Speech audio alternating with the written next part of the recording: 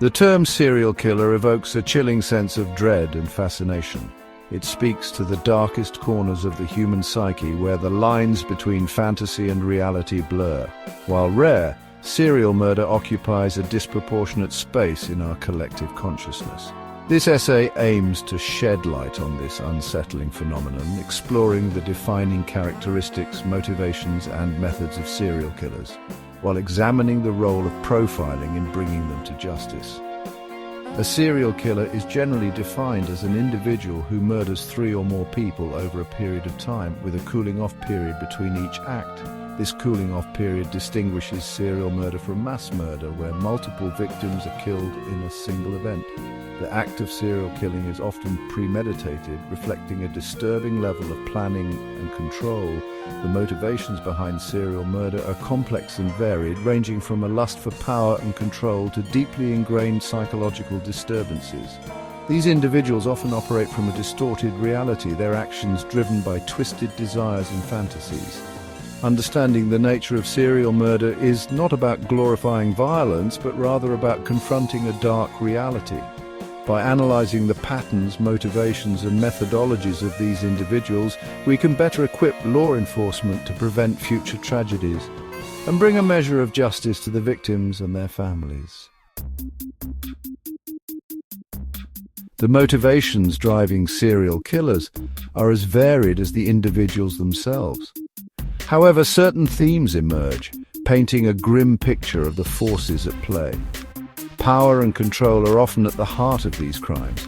The act of taking a life can provide a sense of dominance and omnipotence, fulfilling a deep-seated need for control over others. This desire for control can stem from feelings of inadequacy or powerlessness in other areas of the killer's life. For some, sexual gratification is a primary motivator. The act of killing or specific acts performed on the victims become intertwined with their sexual desires, creating a dangerous and disturbing link. This can manifest in a variety of ways, from sadistic torture to post-mortem mutilation. Fantasy and delusion often play a significant role in shaping the actions of serial killers. Their crimes may be driven by elaborate fantasies, with the victims serving as unwilling participants in their twisted narratives. Delusional beliefs can also fuel their actions, leading them to believe they are on a mission or acting on a higher purpose. Anger and resentment, often stemming from childhood trauma or perceived injustices, can fester and manifest as extreme violence.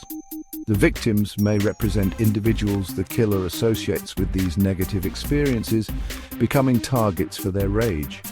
It's important to note that these motivations are not mutually exclusive. A single individual may be driven by a combination of factors, creating a complex psychological profile that is difficult to unravel.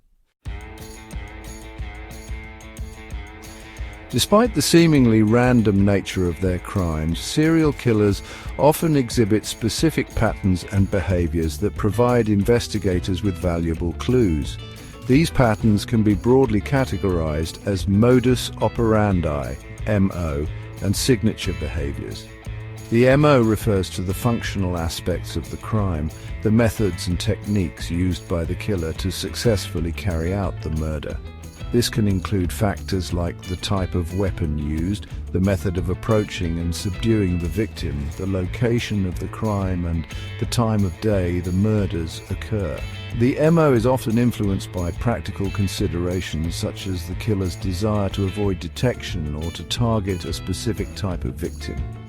Signature behaviors, on the other hand, are not essential to the completion of the crime itself. They are symbolic acts that fulfill the killer's psychological needs, often reflecting their fantasies or compulsions.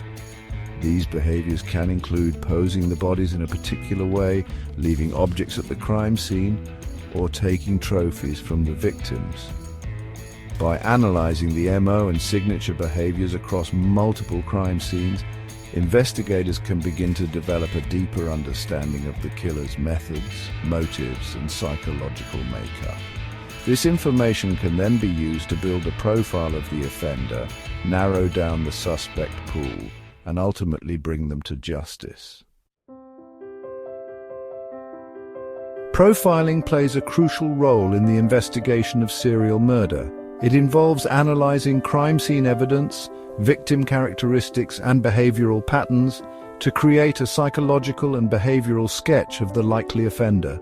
This profile can provide valuable insights into the killer's age, occupation, social background, and potential motives, aiding law enforcement in their search.